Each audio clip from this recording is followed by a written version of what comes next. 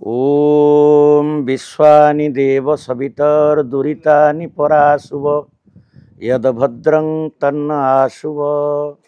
मु श्री नारायण महाराणा मोर घर होची बालिकुदा ब्लॉक रो गराम ग्राम जगतसिंहपुर जिला एवं वृत्ति एवं व्रत भाव मु पाला को ग्रहण करिछि। 15 वर्ष बयस रही एवं पिलादिनु मध्य मोर भजन कीर्तन गाइबार एक प्रवृत्ति थिला। मु पाठ पढ़िबा सहित आम गाँव जो संकीर्तन दल अच्छी से सहित मिसिकी कीर्तन मध्य गाउथली।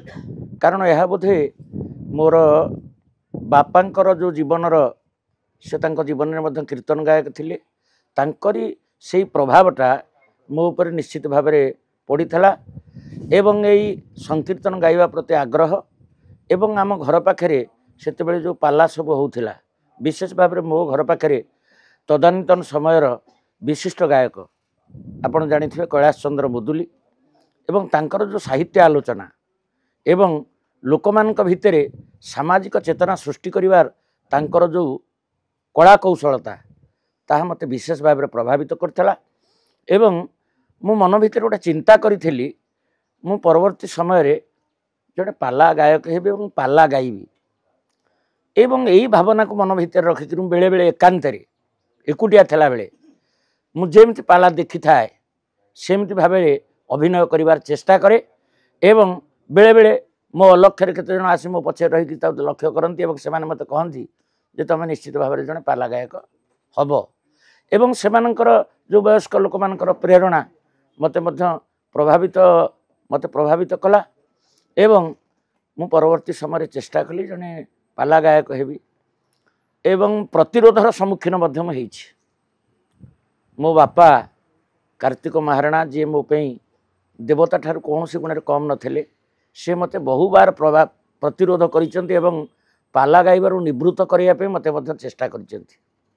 कहीं भीतर गोटे बद्धमूल धारणा रही जाइथिला जे ये यदि पाला गायक हुए तो गोटे बोली पुओ हुए तो मोर अंतिम समय रे मो पाटे पानी न दे पारे यही धारणा गोटे तांकर हेई से कहले जदि तू किसी चाकरी भी न करू जब चाकरी भी न करू आमर कौलिक वृत्ति जो आम जेहेतु जड़े विश्वकर्मा कूल जन्म होती मु दैनिक काम कले मु 500-700 टका मजुरी पाइपर तांको भीतर धारणा था आम पेट पोषार अभाव हेनी एवं से मते ए बाबत प्रतिरोध करने सहित शारीरिक निर्यातना जमी मु पाला प्रति विमुख हेबी मु कहीं भावुची मु गोटे मन भीतर धारणा था जे मु कौन एड़े बड़ गायक हेबी जहाँफल अंतिम समय मु पाखे नथिबी के जानी कहीं से जो परिकल्पना से कल्पनाटा मो गोटे आशीर्वाद रूप नेला मुझे पाला गाइली और पाला शिखिली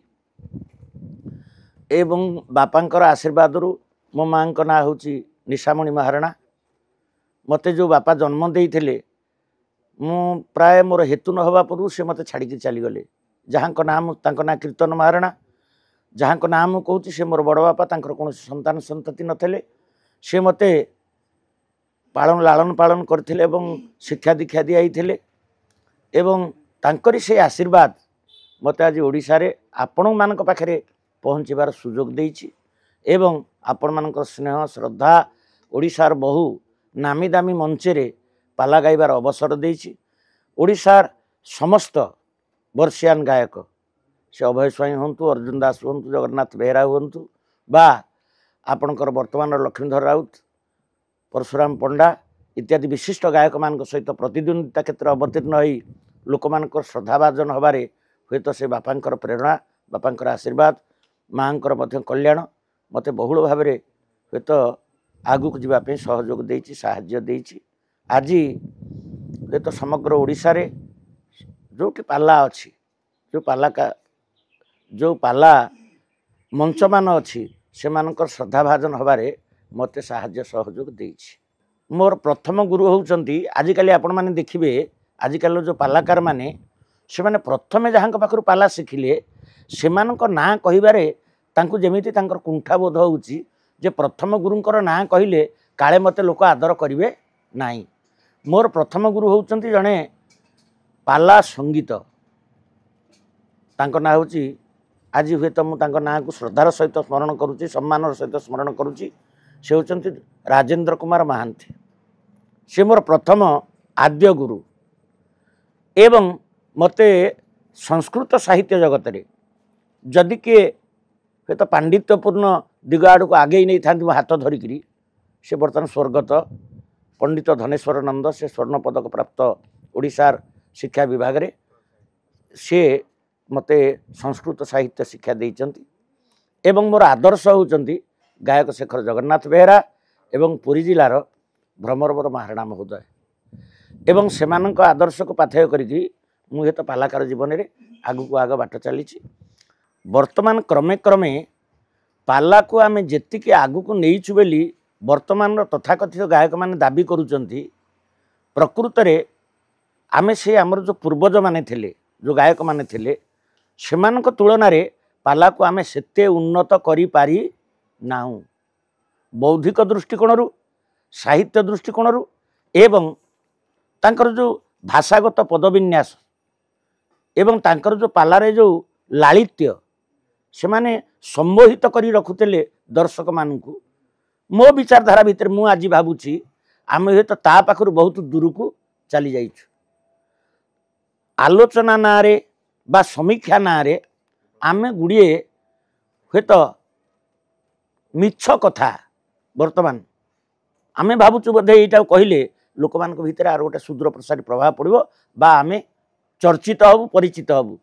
କିନ୍ତୁ ଯେଉଁମାନେ ବୁଦ୍ଧିଜୀବୀ ଅଛନ୍ତି, ପାଲାକୁ ଯେଉଁମାନେ ମନ ଭରି ଭଲ ପାଆନ୍ତି, ହୃଦୟର ସହିତ ଭଲ ପାଆନ୍ତି ପାଲାକୁ ଏବଂ ପାଲା କଳାକାରଙ୍କୁ, ସେମାନଙ୍କ ଭିତରେ ଗୋଟେ ନକାରାତ୍ମକ ଚେତନା ବର୍ତ୍ତମାନ ସୃଷ୍ଟି ହେଉଛି। ଆମେ ଯଦି ଆମର ସେ ପୂର୍ବସୂରୀମାନଙ୍କର ନିର୍ଦ୍ଦେଶିତ ମାର୍ଗରେ ଏବେ ବି ବାଟ ଚାଲିବା ଅୟମାରମ୍ଭ କରିବୁ, ମୁଁ ଆଜିକାଲିକାର ଯେଉଁ ଉତ୍ତର ପିଢ଼ିମାନଙ୍କୁ ଏତିକି ମାତ୍ର ନିବେଦନ କରିବି, ତାହେଲେ ନିଶ୍ଚିତ ଭାବରେ ପାଲାର ଯେଉଁ ହୃତ ଗୌରବ ଥିଲା ତାହା ନିଶ୍ଚିତ ଭାବରେ ପୁଣି ଫେରିବ।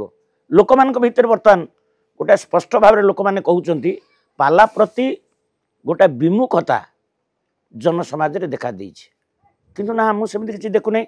ବର୍ତ୍ତମାନ ସଂସ୍କୃତି ସମ୍ପନ୍ନ ମଞ୍ଚ ଗୋଠପାଟଣାରେ ମୁଁ ପାଲା ପରିବେଷଣ କରୁଛି। ଆପଣମାନେ ଆଉ ହୁଏତ ମୋ ସହିତ ସାକ୍ଷାତକାର ନେଉଛନ୍ତି।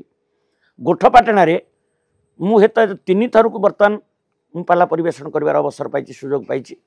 ଅତୀତ ଦିନରେ ଯେତିକି ଲୋକଙ୍କୁ ନେଇକରି ମୁଁ ଗୋଠପାଟଣାରେ ପାଲା ପରିବେଷଣ କରୁଥିଲି, ମୋତେ କାହିଁ ଲାଗୁଛି ଏ ବର୍ଷ ପାଲା ମଞ୍ଚରେ ଶ୍ରୋତାମାନଙ୍କର ସଂଖ୍ୟା ବଢ଼ିଛି। ମୁଁ ଅନେକ ଜାଗାରେ ଗୋଟେ କଥା କୁହେ, ଯଦି ଆମେ ବିଜ୍ଞାନକୁ ଯିବା, ଆମେ ଏ ପୃଥିବୀ ଗୋଲ, ଆମେ ଗୋଟେ ବୃତ୍ତରେ ବର୍ତ୍ତମାନ ସମସ୍ତେ ବୁଲୁଛେ। ବୃତ୍ତରେ ଗତି କଲାବେଳେ ତାର ଗୋଟେ ପ୍ରକ୍ରିୟା ଥାଏ ଯାହାକୁ ଆରୋହ ପ୍ରକ୍ରିୟା ବୋଲି କୁହନ୍ତି ଏବଂ ଗୋଟେ ପ୍ରକ୍ରିୟା ଥାଏ ଅବରୋହ ପ୍ରକ୍ରିୟା, ଗୋଟେ ବୃତ୍ତରେ ଗତି କଲାବେଳେ।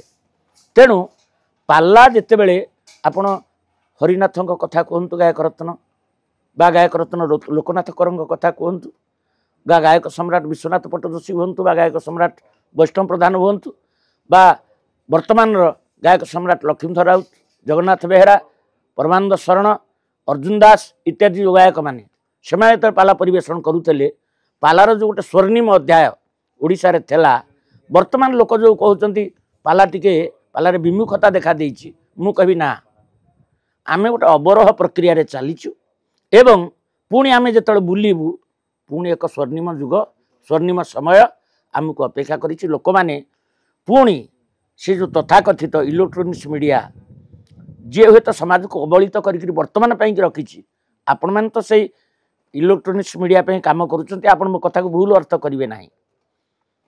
ପୁଣି ଲୋକମାନେ ପୁଣି ଏ ଯେଉଁ ବୈଦ୍ୟୁତିକ ଗଣମାଧ୍ୟମର ଯେଉଁ ମାୟା ମରିଚିକା ବର୍ତ୍ତମାନ ତିଆରି ଚାଲିଛି, ଲୋକମାନଙ୍କୁ ବିଭ୍ରାନ୍ତ କରିବାର ଯେଉଁ ପରିକଳ୍ପନା ହେଉଛି, ପୁଣି ଲୋକମାନେ ଏଇ ଯେଉଁ ସାମାଜିକ ଗଣମାଧ୍ୟମ ପାଲା, ସେ ପାଲା ପ୍ରତି ପୁଣି ଆଗ୍ରହ ପ୍ରକାଶ କରିବେ, ପାଲାକୁ ପୁଣି ଆପଣେଇ ନେବେ।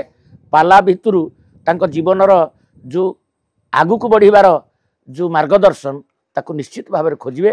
ପାଲା ପୁଣି ଏକ ସଫଳ ଭବିଷ୍ୟତ ଆଡ଼କୁ ଅଗ୍ରଗତି କରିବ, ଏଥିରେ ସନ୍ଦେହର ଅବକାଶ ନାହିଁ। ମୁଁ ଆପଣଙ୍କ ଏଇ ଚ୍ୟାନେଲ ମାଧ୍ୟମରେ କହିବି, ପାଲା ପାଇଁକି ନିଶ୍ଚିତ ଭାବରେ ଗୋଟେ ବ୍ୟାକରଣ ଯେଉଁଟା ଆପଣ କହୁଛନ୍ତି ସେଇଟା ନିହାତି ହେବା ଉଚିତ। ଏବଂ ଯେମିତି ଆପଣ ସଙ୍ଗୀତ ନାଟକ ଏକାଡେମୀ ଦେଖୁଛନ୍ତି, विभिन्न प्रकार शिक्षा कि विभिन्न प्रकार जो विश्वविद्यालय कहतु महाविद्यालय कहतु जो आपण देखुंट बर्तमान पालार प्रशिक्षण पाई से भली गोटे पाला एकाडेमी आवश्यकता निहाती अनुभूत होउछि। वर्तमान जेतिकी प्राचीन गुरु माने वर्तमान अछंती हे तो काल गर्भरे मु तो कहबी श्री जगन्नाथ पाला गवेषणा केंद्र मु आज यही साक्षात्कार भितरे निश्चित भाव में श्री जगन्नाथ पाला गवेषणा केन्द्र जो कर्मकर्ता मान को आंतरिक बधाई देवी कृतज्ञ रही से पाखे से गोटे वैप्लवी पदक्षेप नहीं जोटा मु दीर्घ अतीत दिन सबु बेले कही आसुली एवं मो भितर गोटे परिकल्पना था जो माने कालगर्भे हजि जाउछंती जो विशिष्ट विशिष्ट गायनाचार्य माने से आम संरक्षित करूना जोटा आमे करूनी सेटा श्री जगन्नाथ पाला गवेषणा केन्द्र करुच्ची। आमे चाहिए आज की 100 वर्ष तले आमर जो उत्तर पीढ़ी आसबे से देखिपारे केमिति थिले गायक शेखर जगन्नाथ बेहेरा केमिति थिले अर्जुन दास ये जो संरक्षण करा जाइछि जोटा आपण प्रश्न करूचंती पालार गोटे व्याकरण एवं पालार गोटे सिलाबस एवं पाला कलाकार मानकर प्रशिक्षित होगापी गोटे एकाडेमी आवश्यकता निहाती अच्छी। यही शब्द सहित यही वार्ता सहित यही निवेदन सहित मु आज साक्षात्कार पर्व को ये सांग करुच्ची। नमस्ते, जय जगन्नाथ।